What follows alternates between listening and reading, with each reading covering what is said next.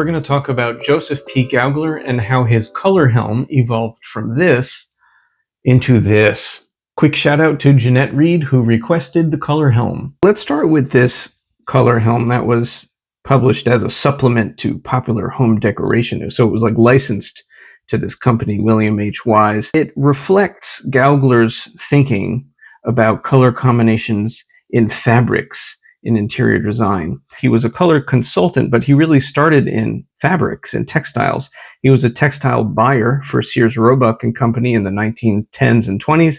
Then he moved to another firm, Clarence Whitman. He actually spun off his own firm, Fiatel, as sort of a subsidiary of Clarence Whitman. But really, textiles was where his color theory expertise came from. But there's only 27 colors on this wheel, and it doesn't really systematically deal with color. It just kind of has a selection of curated colors that you can combine in a number of ways. And this is not an idea unique to Gaugler. Other people were doing this sort of thing.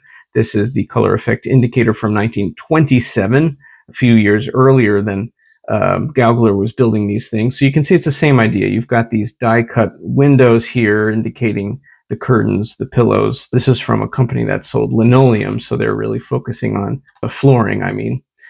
So you get the idea that this sort of vol-vel of color combinations is kind of not as interesting as what he later develops, which is this thing. This is a version with 36 colors. In the 1940s, he actually developed several different models. There's one with 72 colors. There's a student edition. You've got, pure colors. You've got shades, and you've got tints, and you've got different ways of combining them in these windows based on how you align these tabs. So right now we're aligned to show triads, but if I line up these B's over on the other side, whoop, so there we go. So now we have a different hue combination. One thing I'll point out here is you've got across from yellow, not violet like in the red, yellow, blue model, but a deep sort of ultramarine blue. And across from red, you've got this blue-green. So what's going on here, right? So we've evolved from sort of like, let me just curate some color combinations for you, to an actual sort of rigorous scientific model of color. Actually, it says right on here, it says it's based on the Ostwald's color standards.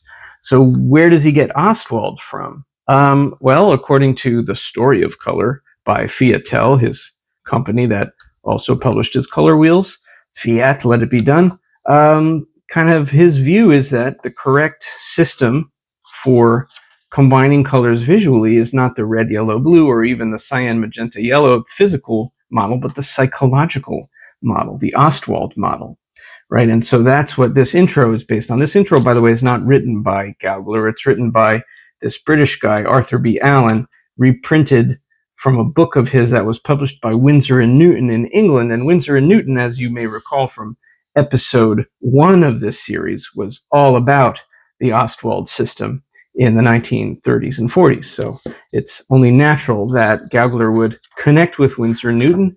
And indeed, his color helm was distributed by Winsor Newton, among a few other companies. One thing that I think is actually pretty cool about Gaugler is that he wasn't just a color consultant. I mean, he was big time. He worked actually with Faber-Biren for a couple decades with American color trends and was like a real industry insider.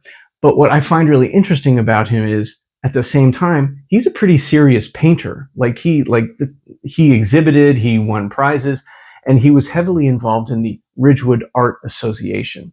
Now, if that doesn't sound important, let me explain why it is. The Ridgewood Art Association begins with the Barn, which was Arthur Maynard's teaching studio in Ridgewood, New Jersey. Arthur Maynard is directly connected with the New York Art Student League. And as we've seen in other videos on this channel, New York Art Students League is like a bastion of color theory. They were interested in Munsell, they were interested in Ostwald, they were interested in scientific and CMY systems. And so they're really teaching art and color in a whole different way than other art institutions, which even to this day are still teaching the red, yellow, blue model. But I don't actually think that Gaugler went Ostwald because of Maynard or the Ridgewood Art Association. I think he went Ostwald because of Winsor Newton and the connections that he forged there. He was actually the American liaison for the British Color Council.